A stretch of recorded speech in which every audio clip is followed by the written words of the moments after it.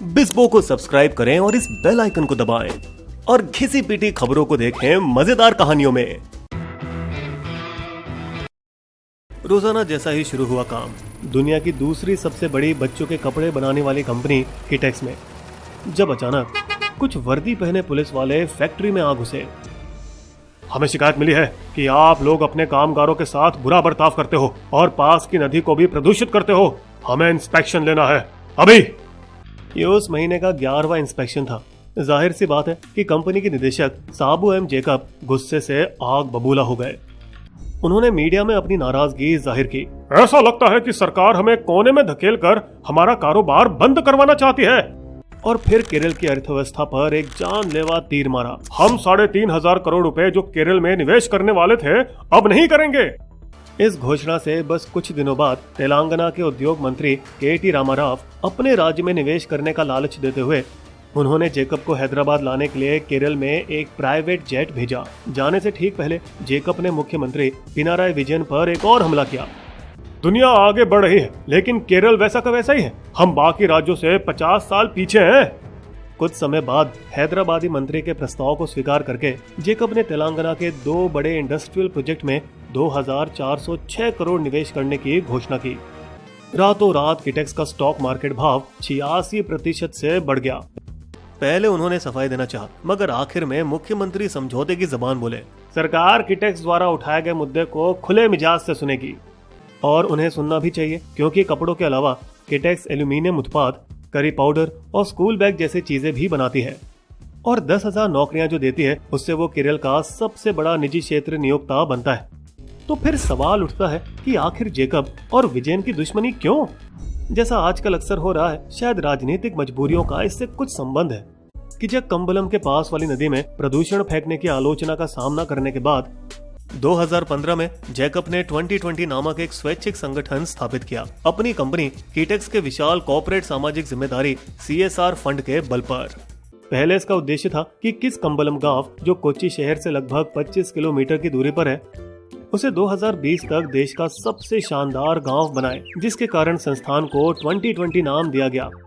उन्होंने लक्ष्मण वीडू कॉलोनी में गंदे और पुराने घर जो बुरी हालत में थे उन्हें लिया और गॉड्स विला में बदल दिया, जो सुनने में गॉडजिला लगता है लेकिन नहीं, ये शायद एक उंगली थी केरल के लंबे चलते विज्ञापन अभियान गॉड्स ओन कंट्री पर। वैसे किटेक्स के किस कंबलम देश में पक्की सड़कें बनाई गई और एक सुपरमार्केट जहां से गांव के रहने वाले बाहर की तुलना में 50% कम दाम पर चीजें खरीद सकते थे। तो कोई आश्चर्य नहीं कि 2020 ने 19 में से 18 वार्डों और 3 ब्लॉक पंचायत सीटों में से 2 में जीत हासिल की जब उन्होंने चुनाव लड़ने का फैसला लिया। इस प्रकार भारत में पहली बार ऐसा हुआ कि किसी पंचायत का कंट्रोल एक कॉर्पोरेट फर्म के हाथों पड़ा। 2020 ने चुनावों में न केवल किसक कंबलम में अपनी सत्ता बनाए रखी बल्कि पड़ोस के 3 पंचायत भी जीते। दिग्गज राजनीतिक दल LDF, UDF, कांग्रेस, CPM और भाजपा की भी छुट्टी कर दी। लेकिन साबू सर, जिन्हें जोसेफ को सम्मान से बुलाया जाता है, ने एक राजनीतिक रेखा पार की। जब किटेक्स ने पिनाराई को 2020 विधानसभा चुनाव में चुनौती दी, एर्नाकुलम जिले के 8 क्षेत्रों में उम्मीदवार खड़ा करके भले ही उन्होंने एक भी सीट नहीं जीती, पर कुन्नाथुनाड में LDF और UDF उम्मीदवारों की आशाओं को बिगाड़ने में वे कामयाब रहे। जेकब का राजनीति में प्रवेश करना, पहले लोकल चुनाव के माध्यम से और फिर विधानसभा सीटों के लिए लड़ना, लगता है कुछ पॉलिटिकल पार्टियों को पसंद नहीं आया। और जबकि राजनीति ही वो अंतिम छड़ी थी जिस वजह से किटेक्स ने केरल छोड़ने का फैसला लिया, पर इसके अलावा एक वित्तीय कारण भी था। बढ़ती मजदूरी और प्रॉपर्टी के बेकाबू रेट एक अन्य वजह है हमारा केरल में और निवेश नहीं करने का। केरल शायद अपनी उच्च पढ़ाई लिखाई स्तर की कीमत चुका रही है, जहां 72.5% महिला 10 या अधिक कक्षा पूरी की है, जबकि भारत में यह आंकड़ा केवल 35.7% है। लेकिन कामगार भारी गारमेंट इंडस्ट्री को शिक्षित कामगारों की जरूरत नहीं, जो बेशक ज्यादा मजदूरी की मांग करेंगे। वही मजदूरी जो गारमेंट कंपनी किसी भी हाल में कम करना चाहती है ताकि वो बांग्लादेश जैसे देशों को चुनौती दे सके, जो बस 100 रुपए देती है कामगारों को, जबकि केरल में 315 का रेट है। किटेक्स अब तक इससे बचा रहा, अपने वर्कफोर्स का 80% भाग केरल से बाहर से लाकर। असम, ओडिशा, झारखंड, नागालैंड। अब तेलंगाना में काम शुरू करने के बाद वो और करीब होंगे कम वेतन वाले क्षेत्रों से, जैसे ओडिशा, छत्तीसगढ़ और झारखंड, जहां दैनिक मजदूरी लगभग 200 रुपए है। साथ ही वो भारत के सबसे बड़े कपास उगाने वाले इलाके के बीचों बीच आ गए हैं। एक कपड़ा बनाने वाली कंपनी को और क्या चाहिए। वैसे व्यापार करने की आसानी में तो केरल का नाम पहले से ही खराब है, जिसकी रैंकिंग 36 राज्यों और केंद्र शासित प्रदेशों में 28 पर है। MRF जैसी कंपनियों ने कई बार तालाबंदी घोषित की अपनी वड़ावथूर कोटायम कारखानों में। तो क्या किटेक्स का राजनीतिक खतरा नष्ट करना मुनासिब था, खास करके जब किज़क्कम्बलम के लोग इसका नुकसान भरेंगे। लोकप्रिय होना और कुछ पंचायतें जीतने का मतलब ये नहीं कि वो बड़े चुनावों में पूरा राज्य जीत सकें। फिर उन अफवाहों का क्या जो उड़ रही थी उनके कथित बुरे व्यवहार के बारे में, जैसे कि सुपरमार्केट मेंबरशिप रद्द करना उन लोगों के लिए जो संगठन से असमर्थ हैं, और राजनीतिक विरोधियों की सड़कों घरों की मरम्मत न करना। यहाँ तक कि सुना जाता था कि ऑटो ड्राइवर जो केवल सुपरमार्केट पार्किंग के अंदर आते थे, उन्हें अपनी गाड़ियों पर 2020 का स्टिकर लगाने पर मजबूर किया जाता था। भारत कई कंपनी टाउन देख चुका है। सबसे प्रसिद्ध रहा है जमशेदपुर, जिसे टाटा स्टील ने 1919 में स्थापित किया और जिसमें आज 6 लाख के ऊपर लोग रह रहे हैं। 2 और आदित्य बिरला के ग्रासिम इंडस्ट्री ने स्थापित किए, एक कुमारपट्टनम कर्नाटक और दूसरा नागदा मध्य प्रदेश में। लार्सन एंड टर्बो लिमिटेड कंसबहाल उड़ीसा और भेल का कैलाशपुरम तिरुचिरापल्ली में। हर एक ने रेसिडेंशियल कॉलोनियां बनाई, स्कूल और अस्पताल खड़े किए, कुछ ने तो स्टेडियम और ओपन एयर थिएटर भी डाले। लेकिन किसी ने राजनीति में कदम नहीं रखा, जो अगर आज के माहौल में देखा जाए तो शायद एक अच्छी बात थी। दुनिया भर के फिलैंथ्रोपिस्ट, यहाँ तक कि हमारे अपने अजीम प्रेमजी भी, जिन्होंने अब तक 1 लाख करोड़ से अधिक का व्यक्तिगत धन दान में दिया है, वो भी राजनीति से दूर रहे।